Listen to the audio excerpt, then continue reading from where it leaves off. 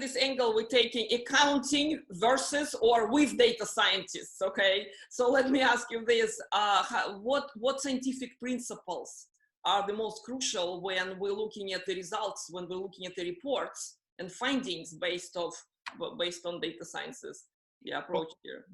Number one, how was the question formulated and what was the cost function that was being optimized?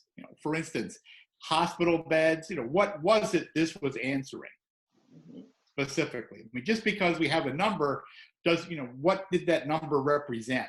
And what was that outcome we were looking for? That's number one to remember. Number two, we need to really understand when we got through this, that what was the accuracy level we had? I mean, there's a lot of people that throw numbers out there. And when you look at, tell me the accuracy rate of that number, you find that it's less than 50%, in which case it's less than tossing a coin. That's not good. And I bring an example here, and we've all read a lot of it, is in the case of facial recognition software used in law enforcement. There are some technologies and approaches that bring in that facial recognition software, bring in that actual match at over 90%, provided that the light was correct and all these factors. When you drop below that, the threshold becomes 60 or less in a lot of cases. Well, now, that number isn't always published. And when you start to push for, tell me the accuracy of the algorithm, now you start to get to a real look at, oh, that really wasn't that good, was it? Now, that's what we need to understand. And that's just, we start verging on the discussion of algorithmic transparency. Not only is the data an issue, but the transparency on the algorithm that produced the result based on the data starts to show us how good it was or not. And we need to be clear with everybody just how valid and how accurate the predictions are. Yeah, so it's more than explainable.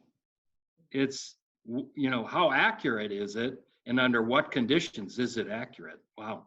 I need to bring up the ethics here, okay? Because every time I hear facial recognition and efficiency in that area, I start thinking about AI, good or evil, or somewhere in between, okay? And a lot of other things. So we talked a lot about ruling, about humans still need to put some limitations. What's your take on this, Ed? Well, I think that's what Dr. Fauci was talking about when he made the comment that, oh, it's a model, you can make it say what you want.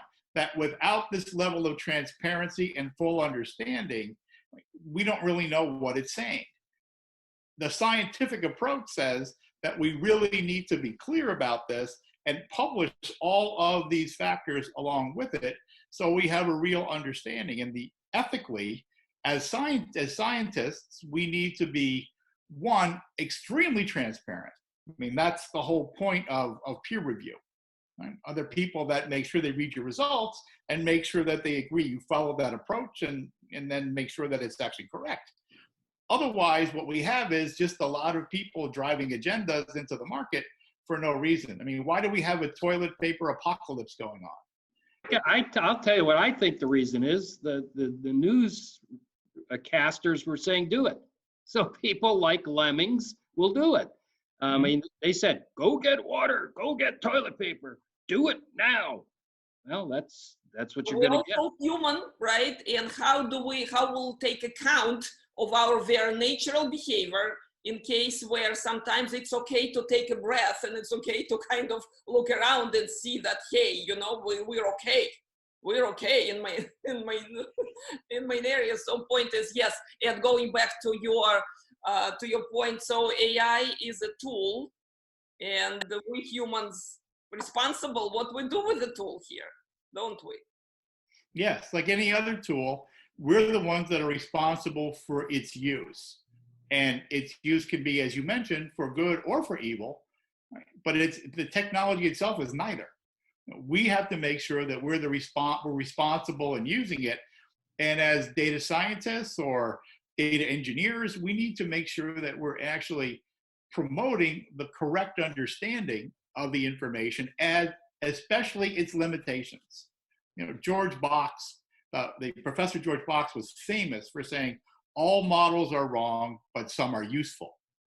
and being that they don't represent reality correctly 100%, but something can make them useful. And we need to be the ones that ensure that what we're providing out there is useful and be transparent about its limitations, a lot of which come from what type of data is used.